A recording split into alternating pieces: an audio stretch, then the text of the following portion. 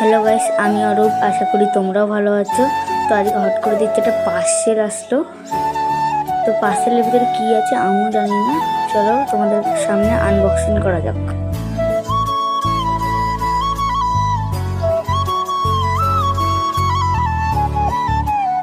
দেখতে পাচ্ছ আমি আনবক্সিং করছি। ফার্স্টে বেরিয়ে আসলো কাঠবাদাম,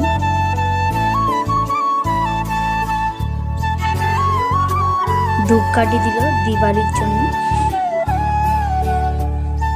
এটা হলো মেরোয়ান ছিল। এবার দেখছি এটা সুতো দিয়েছে। তো তারপর দেখছি প্রদীপ। এটা হলো হাতে বাঁধার জন্য ব্যান্ড।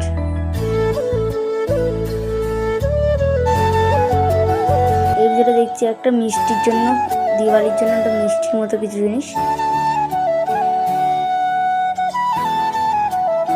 তারপরে সলতে এটা তো পুরো বক্স